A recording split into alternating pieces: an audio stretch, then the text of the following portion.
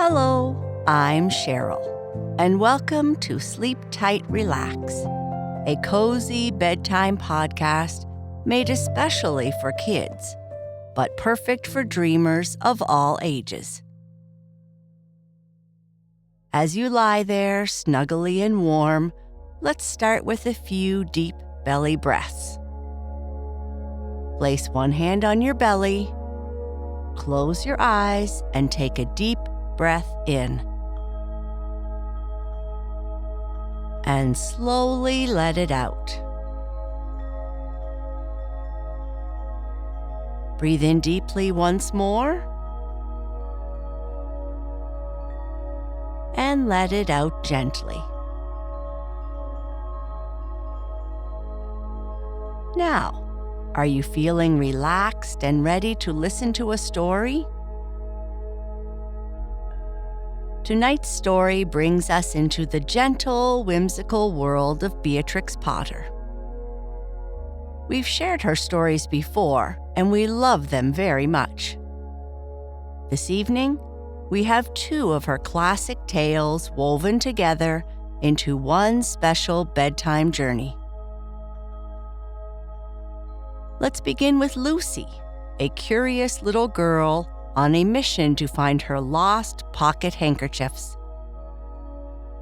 Her search leads her up a winding hillside to a cozy, hidden home where a magical surprise awaits her. And just as Lucie's adventure comes to a close, we'll peek into the home of Mrs. Tabitha Twitchit, a mother cat bustling to prepare her 3 little kittens for a very important tea party. But, as you'll soon hear, these kittens have a knack for mischief and a knack for losing things of their own. At the end of our story, we'll leave you with some happy thoughts to think of as you drift off to sleep. Speaking kindly to ourselves, especially before bed, fills our dreams with positivity and invites good things into our lives, helping us feel happy and at peace. So snuggle up, take a final deep breath, and settle in as we drift into a world of lost handkerchiefs, wiggly whiskers, and a little bit of magic. Lucie's Day of Lost Things and Mischievous Kittens. Once upon a time, there was a little girl called Lucie, who lived at a farm called Littletown. She was a good little girl, though she often misplaced her pocket handkerchiefs and her apron. One sunny day, little Lucie came into the farmyard, sniffling and rubbing her eyes. "I've lost my pocket handkins, 3 handkins and my penny. Have you seen them, Tabby Kitten?" Tabby Kitten kept washing her white paws and didn't even look up. So Lucie asked a speckled hen, "Sally Hennypenny, have you found 3 pocket handkins?" But the speckled hen clucked and ran into a barn, muttering to herself, "I go barefoot, barefoot, barefoot." Lucie tried Rooster Robin, who was sitting on a twig nearby. Rooster Robin tilted his head, gave her a look with his bright black eye, and flew off over the stile. With no answer, Lucie climbed up the stile and gazed toward the hill behind Littletown, a hill that went up and up, almost as if it stretched right into the sky. A long way up the hillside, Lucie thought she saw something bright spread out upon the grass. Lucie clambered up the hill, her sturdy legs working hard as she hurried along a winding path, until Littletown lay far below. She was so high up, she could imagine dropping a pebble right down the chimney of her house. As she went, she noticed little treasures: feathery tufts, wildflowers, and the flutter of moths. She noticed the sounds of tiny birds, too, hidden in the hedges and trees around her.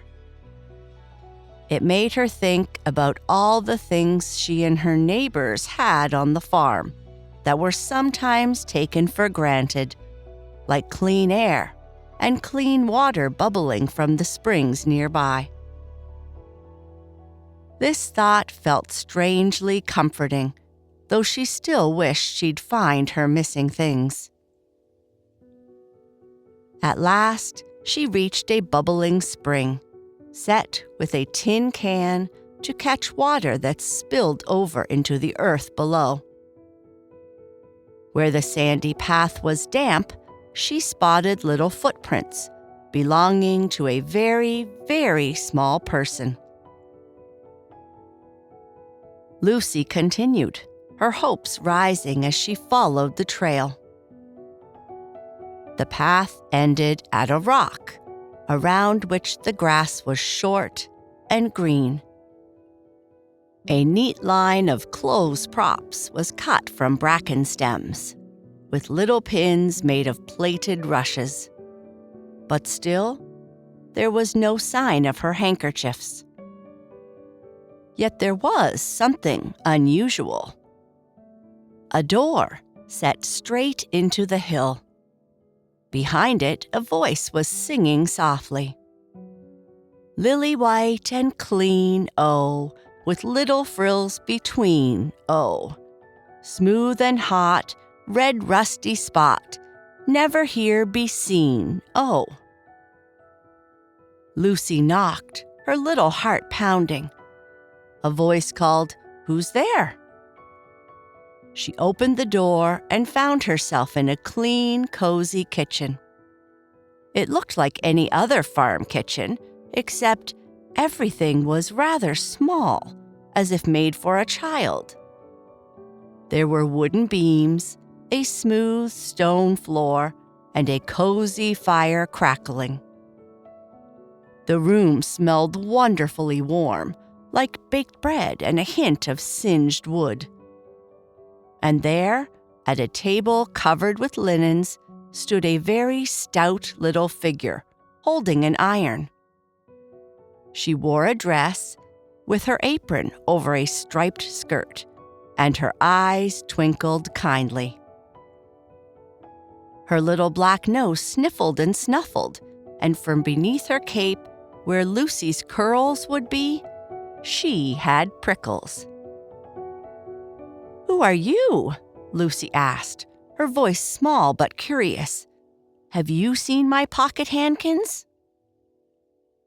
The little creature made a polite curtsy. "Oh yes, if you please, ma'am.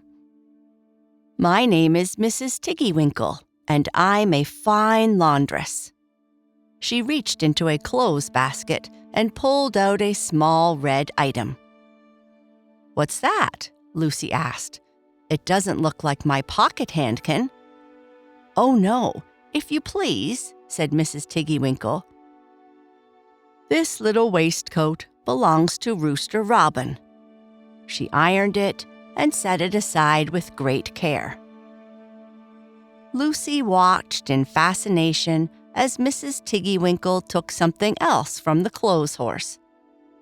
"That isn't my pinny, is it?" "No, indeed.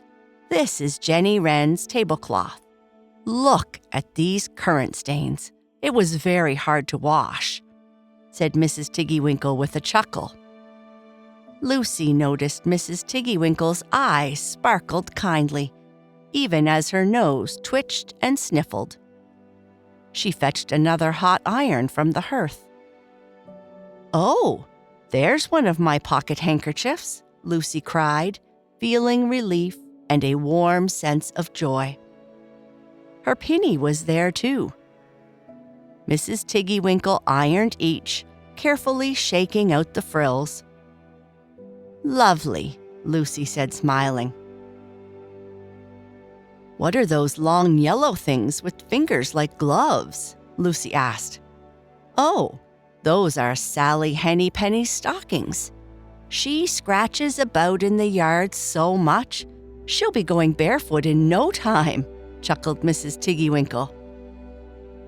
The warmth in the room grew more comforting, and Lucie felt a growing sense of gratitude for the things around her.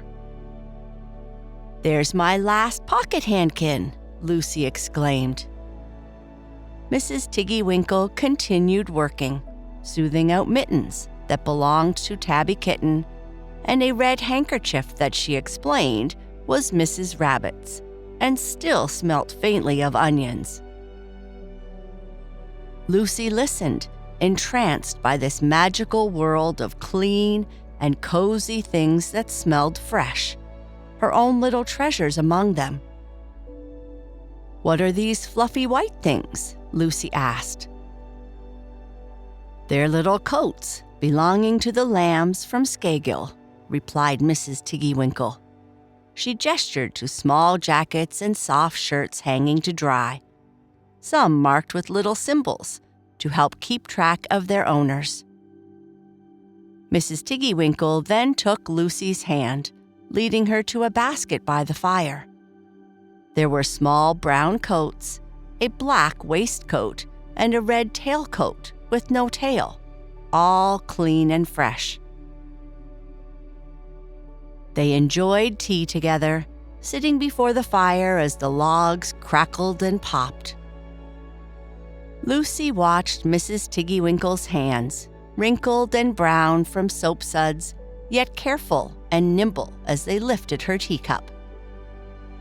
Lucie felt a warmth in her heart, the kind that grows when you're in the presence of someone who truly cares.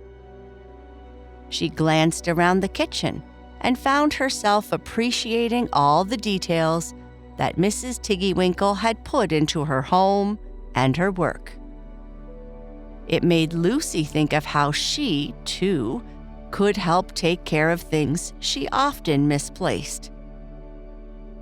When tea was over, they bundled up the clothes, with Lucie's pocket handkerchiefs folded neatly inside her pinny. Mrs. Tiggywinkle showed her how to use a little silver safety pin, and Lucie took careful note. At the end of the day, Lucie and Mrs. Tiggywinkle climbed back down the hill, delivering bundles to the grateful animals who lived in the bushes and hollows nearby.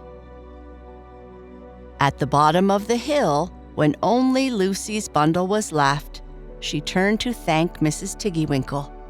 But to her surprise, Mrs. Tiggywinkle was already trotting up the path, and as she went, she seemed to grow smaller and smaller, her dress and apron disappearing, and her figure shrinking until she looked very much like a hedgehog.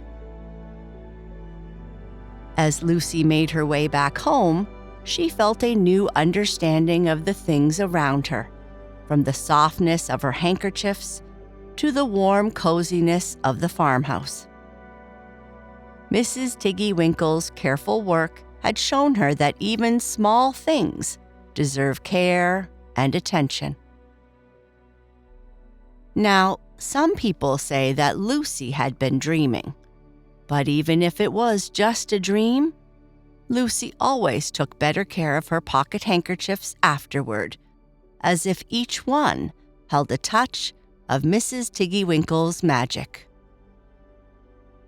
On her way home, Lucie passed the cozy Twitchit house, where Mrs. Tabitha Twitchit, a proud mother cat, was busy preparing her little ones for an important day. She had invited friends to tea, and as any mother would, she wanted everything and everyone to look their best.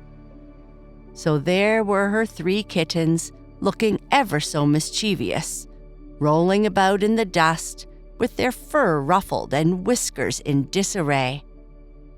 And just as Lucie continued on her way, she couldn't help but wonder if they'd be ready in time. Once upon a time, there were 3 little kittens, and their names were Mittens, Tom Kitten, and Moppet. They had dear little fur coats of their own, and they tumbled about the doorstep and played in the dust. But one day their mother, Mrs. Tabitha Twitchit, was expecting friends for tea, so she brought the kittens inside to wash and dress them before the fine company arrived. First, she scrubbed their faces. Then she brushed their fur. Then she combed their tails and whiskers. Tom was very naughty and wiggly, and he scratched. Mrs. Tabitha dressed Moppet and Mittens in clean aprons and collars. Then she took out all sorts of fancy, uncomfortable clothes from a chest of drawers to dress up her son Thomas. Tom Kitten was quite chubby, and he had grown. Several buttons burst off. His mother sewed them on again, shaking her head with a little smile. When the 3 kittens were ready, Mrs. Tabitha unwisely sent them out into the garden to be out of the way while she made hot buttered toast. Now keep your outfits clean, children. You must walk on your hind legs. Stay away from the dirty ash pile, from Sally Henny Penny, from the pigsty, and especially from the puddle ducks. Moppet and Mittens wobbled down the garden path, trying their best. Presently, they tripped on their aprons and tumbled to the ground. When they stood up, there were several green smudges on their clothes. "Let's climb up the rock garden and sit on the wall," said Moppet. They turned their aprons around so the smudges wouldn't show and went up with a skip and a jump. Moppet's white collar fell down into the road. Tom Kitten, however, couldn't manage the jumps in his trousers. He clambered up the rock garden slowly, breaking the ferns and leaving a trail of buttons. When he finally reached the top of the wall, he was in pieces. Moppet and Mittens tried to put him back together, but his hat fell off and the rest of his buttons burst. While they were trying to fix him up, there was a pit-pat paddle-pat, and the 3 puddle ducks came along the road, marching in a line. Pit-pat paddle-pat, pit-pat waddle-pat. They stopped and stood in a row, staring up at the kittens with their small eyes wide open in surprise. Then the 2 duck birds, Rebecca and Jemima Puddle Duck, picked up the hat and collar and tried them on. Mittens laughed so hard that she fell off the wall. Moppet and Tom climbed down after her, shedding the aprons and all the rest of Tom's clothes on the way. "Come, Mr. Drake Puddle Duck," said Moppet. "Come and help us dress Tom. Come and button him up." Mr. Drake Puddle Duck waddled over slowly, his webbed feet slapping the ground, and tried to help. But he just ended up putting the clothes on himself. They fit him even worse than they had fit Tom. "It's a fine morning to dress up," said Mr. Drake Puddle Duck, admiring himself. And he, Jemima, and Rebecca set off down the road, each in some of Tom's clothing. Pit-pat, paddle-pat, pit-pat, waddle-pat. Tom tried not to laugh, thinking how silly they looked. After all, he liked his soft fur coat better anyway, and he was much happier without all those itchy clothes. Meanwhile, Mrs. Tabitha Twitchit came down the garden path to check on her kittens and found them with no clothes on. "Oh, you little rascals! My friends will arrive in a minute, and you are not fit to be seen. I am so embarrassed," said Mrs. Tabitha. She brought them inside and, in her frustration, told her friends the kittens were in bed with the measles, which was not quite true. Quite the opposite, in fact. They were not in bed, not in the least. Somehow, there were very strange noises coming from upstairs, which made the tea party less than peaceful. As for the puddle ducks, they wandered off to a nearby pond. All the clothes came off immediately, since there were no buttons to keep them on. And ever since, Mr. Drake Puddle Duck, Jemima, and Rebecca have been searching for clothes that actually fit.